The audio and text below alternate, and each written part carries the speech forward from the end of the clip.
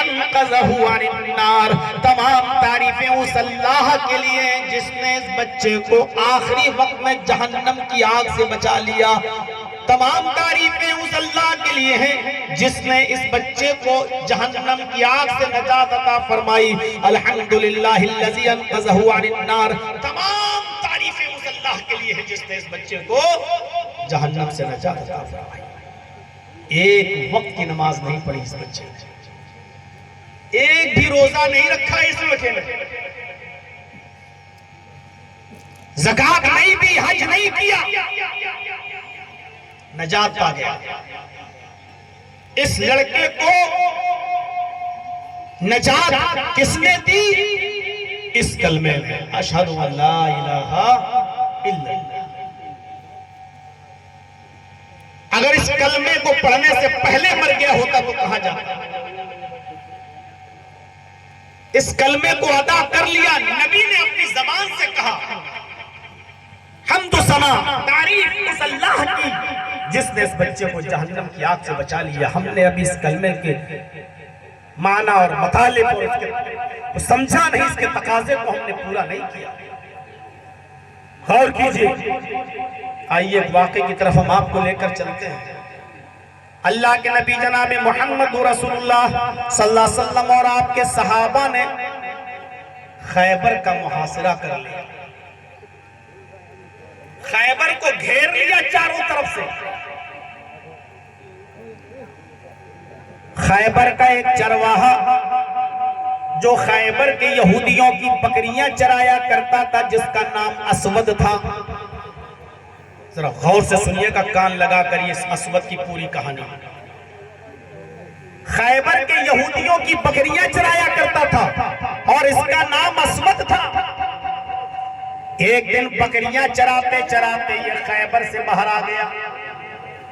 اس نے دیکھا کہ باہر کچھ لوگ جمع ہیں،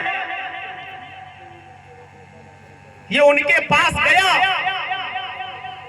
کہا آپ لوگ کون ہیں؟ پتا چلا کہ یہی وہ لوگ ہیں جنہوں نے خیبر کا محاصرہ کر لیا ہے، گھیر لیا ہے،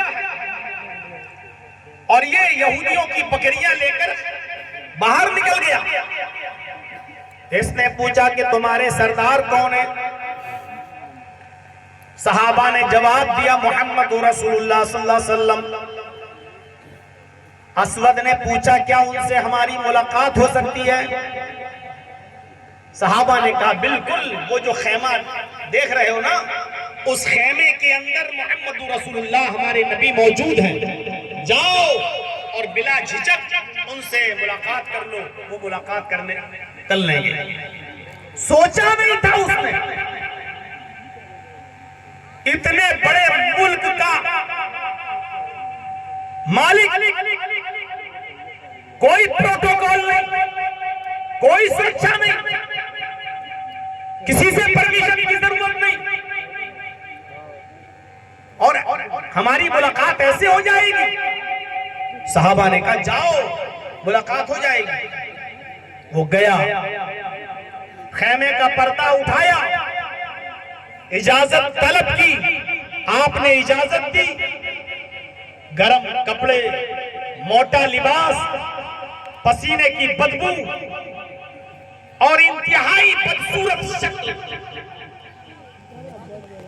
اللہ کے نبی اس کو اپنے قریب بٹھاتے ہیں۔ اس نے کہا میرا نام اسود ہے اور میں جاننا چاہتا ہوں کہ آپ کی دعوت کیا ہے، میں جاننا چاہتا ہوں کہ آپ کا پیغام کیا ہے، میں جاننا چاہتا ہوں کہ آپ کس چیز کی دعوت دیتے ہیں۔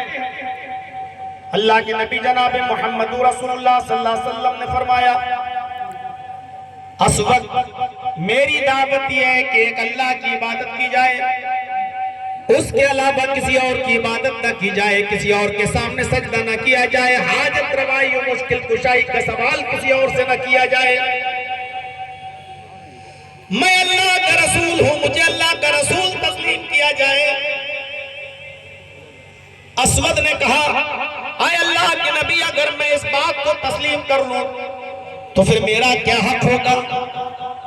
آپ نے فرمایا اسود اگر تم یہ کلمہ پڑھ لیتے ہو تو میں تمہیں اپنے گلے سے لگاؤں گا، میں تمہیں اپنے سینے سے لگاؤں گا، مجھے میری شکل اتنی خراب، میں بدصورت انسان، میرے جسم سے پسینے کی بدبو آ رہی ہے اور آپ مجھے اپنے سینے سے لگائیں گے۔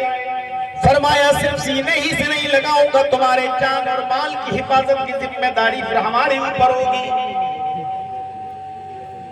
کچھ دیر وہ بیٹھا سوچا اور کچھ باتیں اس نے محمد رسول اللہ کی سنی اور پھر اس نے کلمہ پڑھ لیا، اشہد ان لا الہ